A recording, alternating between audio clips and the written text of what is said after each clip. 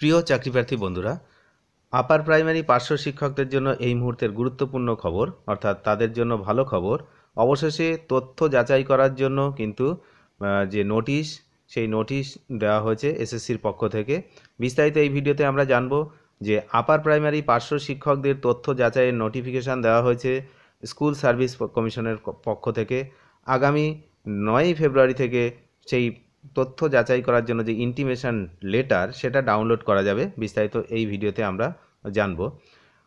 চাকরি প্রার্থীদের জন্য অবশেষে একটি ভালো খবর, তথ্য যাচাই করার বিজ্ঞপ্তি দিল এসএসসি। উচ্চ প্রাথমিকের পার্শ্ব শিক্ষকদের জন্য বিজ্ঞপ্তি দেওয়া হয়েছে। এই প্রার্থীদের সশরীরে ভেরিফিকেশন প্রক্রিয়া শুরু করতে চলেছে কমিশন। যে বিজ্ঞপ্তি দেওয়া হয়েছে সেখানে কিন্তু সেটাই আমরা দেখতে পাচ্ছি। পার্শ্ব শিক্ষকদের জন্য উচ্চ প্রাথমিকের নিয়োগে 10% আসন সংরক্ষিত আছে। এই নিয়ে দীর্ঘদিন মামলা চলছিল কলকাতা হাইকোর্টে। সেই মামলার জন্য তারা তথ্য যাচাই বা ভেরিফিকেশানে অংশগ্রহণ করতে পারছিলেন না।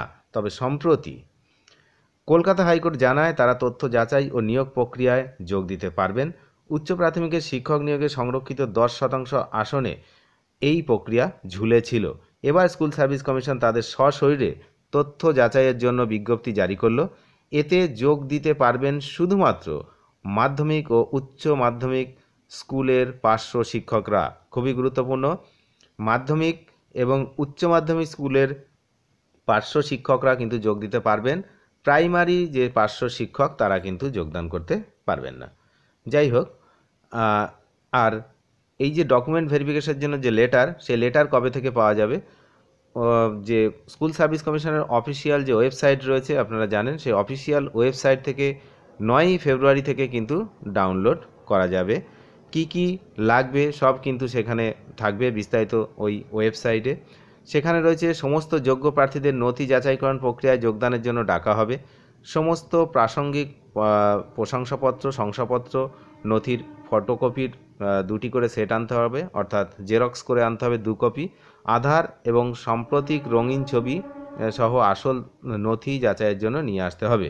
কোনো প্রার্থী মূল নথি উপস্থাপন করতে ব্যর্থ হলে বা অনুপস্থিত থাকলে আর কোনো সুযোগ দেওয়া হবে না।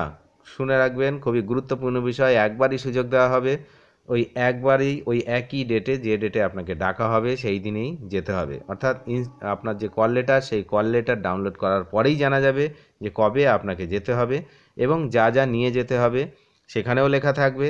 এখানেও আমি বলে দিলাম যে এই সমস্ত নিয়ে যেতে হবে। সমস্ত যে সমস্ত ডকুমেন্ট আছে সবার 2 কপি করে জেরক্স করে নিয়ে যেতে হবে। এই হচ্ছে ব্যাপার। সঙ্গে নিজের ছবি তো নিয়েই যেতে হবে। আসল নথির যাচাইয়ের ত্রুটি শনাক্ত করা হলে তখন কিন্তু তাকে বাতিল করা হবে। অনেক ধন্যবাদ শেষ পর্যন্ত দেখার জন্য। নতুন হলে অবশ্যই সাবস্ক্রাইব করবেন।